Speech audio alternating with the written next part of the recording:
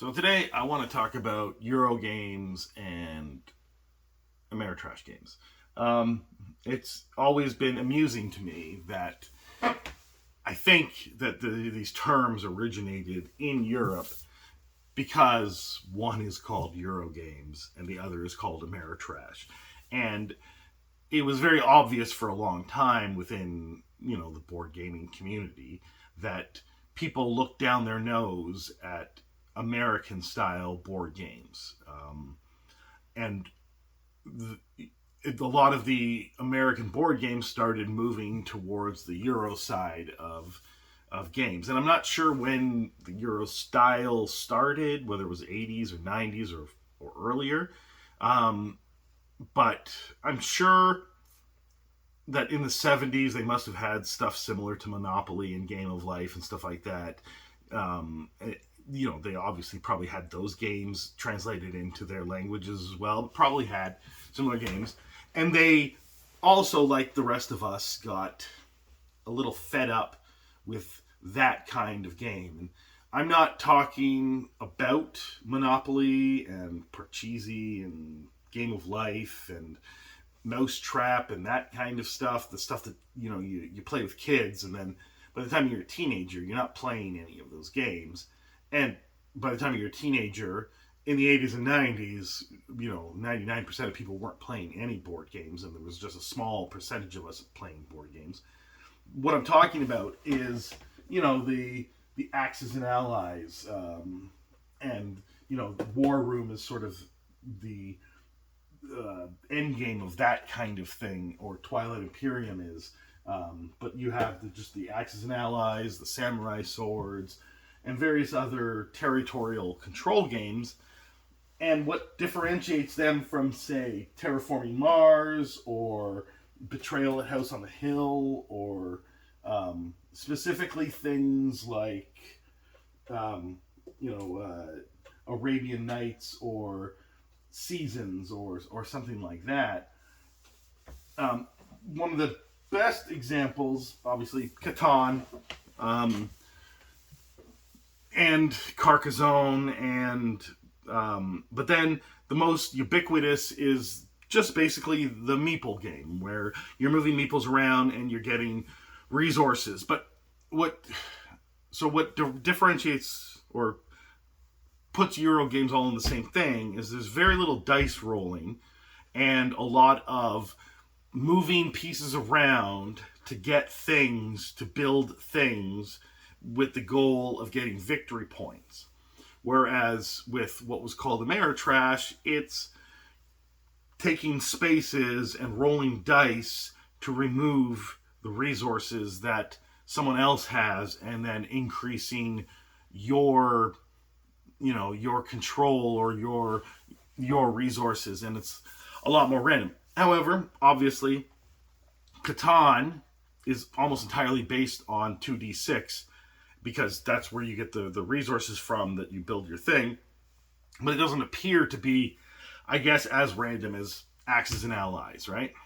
But to me, I've always preferred the dice model, the using dice as a way of balancing the game. Now, it probably is mathematically harder to balance. Well, mathematically, as in putting work into the game to make it balanced and trying to use as much math as you can, depending on what level of skill you have with math, to balance a game that doesn't primarily use dice or doesn't use dice at all, and to make it balanced both for each player to be balanced, but also the different parts of the board that you're using to gather the stuff to get the victory points, and then also determining how much what things are worth what victory points, and when the game is going to end at what victory point level, all that stuff. It probably is initial output of figuring stuff out to get it balanced. It's probably higher than a game that uses either one die to determine a lot of things, or lots of dice to determine lots of things. But those dice themselves are the perfect balancing tool because of the randomization. It's kind of like how I talk with Magic the Gathering, that it no longer has to worry as much about balancing the game as a new collectible card game or even other board games, because the sheer number of different cards out there with different effects and different things you can do means that you can't build a deck and come to an event and play against someone not knowing what their deck is and expect to have answers for everything that's in their deck. Even if you're playing the most viable deck, the deck that wins the most, they could be bringing in things that specifically were designed to spoil all of that, and you probably won't have an answer for that because you're playing the meta deck. But with randomization, it's kind of similar to having that much available stuff that can be added to the game, because again, you have no idea what the outcome of the dice are going to be. So then you have to strategically decide things based on risk reward, right? And then that balances what happens in the game without actually, balancing the individual parts of the game, or doing less balance. Like, building a map for Axis and Allies, taking the map of the world and carving it into chunks of territories that, if you make one too big that borders on too many other ones, then it makes it too easy to go in that direction, and therefore this player, the player playing this faction, is the most likely to win. But with dice, that mitigates that, because they could roll all ones trying to do it, and then the other player that borders on that region can steamroll over them. And I don't know, I've always liked rolling lots of dice, and I've always liked conquering territories, and I always liked, I guess, the more competitive nature of American style games to European style games, which seem to be, I like casual games too, but they do seem to be more casual and less confrontational. And American games are direct confrontation with a lot of randomization. But now, in this day and age, the distinction isn't there as much. As in, the Euro games are not solely European. There's lots of Euro games being created by Americans. And the Ameritrash games are, I don't know whether there's lots of Ameritrash games being created in Europe, but there's less of them being created in America, because I guess the vast majority of people interested in board games are less interested in those games, or at least the manufacturers think they are. So we've gotten a lot less of those over the years.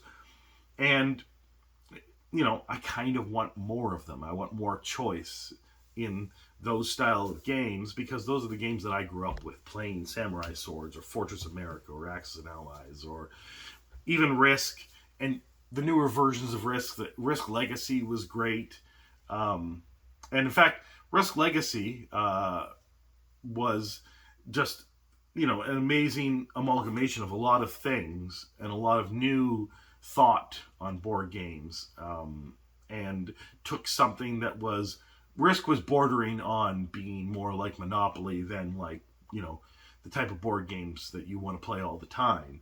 And Risk Legacy, basically improved the game to such a degree that I consider it on par with things like Twilight Imperium or,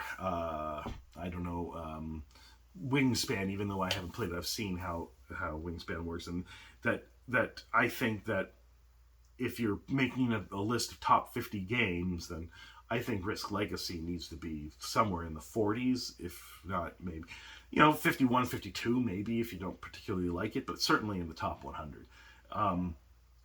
And I think that now there aren't that many people talking about Euro games versus Ameritrash games, because it appears that Euro has won, right?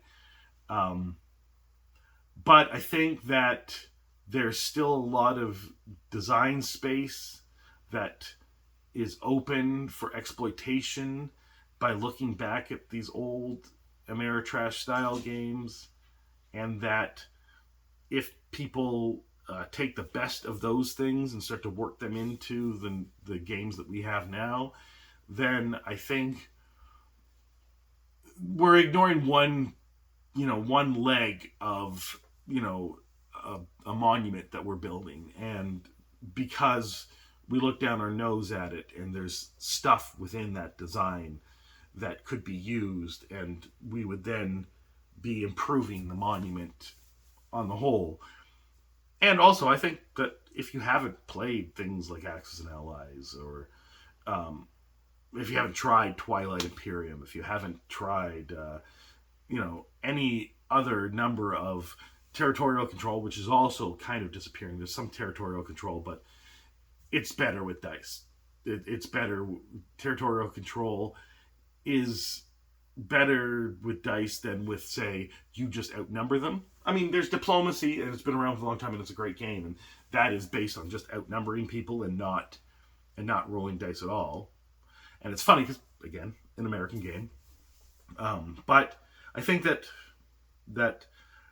you should go back and try some of these older games. I think you'd like them, especially Samurai Swords, which used to be called Shogun, and then Axis and Allies. I think it's the 1942 version is the closest to the original version.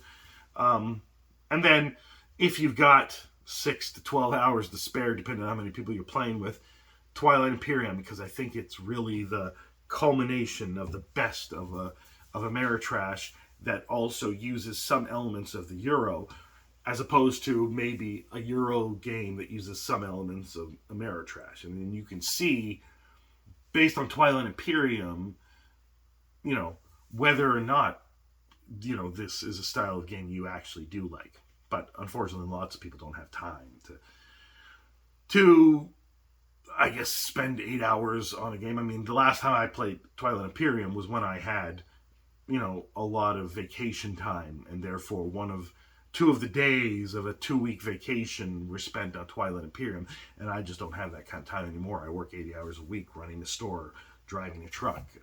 So, unfortunately, I'm not going to be able to play anything like Twilight Imperium for a number of years. But if you've got the time to do it, I definitely think you should try it out. And I just want to know what people think about Euro versus Ameritrash now, because we don't really... It's now not necessarily used in a derogatory way, the Ameritrash, or in a positive, like, uplifting way, the way that Euro and the Ameritrash were pitted against each other in the past. It's now it just denotes a style of game for most of the time when people are using it. So, it's a bit better now as an explanation, but obviously its roots as Ameritrash were just a derisive way of saying European games were better. And maybe there was a time in the late 90s, early 2000s that European games were better because they were innovating, and American games weren't innovating around that time period. But then once those European games brought us into this world where, more people are playing games, and it becomes this large community with a significant hobby, then the American producers had to compete with these new innovative ideas, and they had to come up with ideas of their own. A lot of the time they just took those ideas from the European games and added them or combined them. But, Twilight Imperium proves that it was more than just that. So, I don't know. What do you think? What do you think about the old debates about American games versus European games? And do you think it even applies anymore? And what do you think about those old American style games, and whether or not those things have been incorporated into the games we get today, or whether the European games have mostly dominated the space? Have a good day.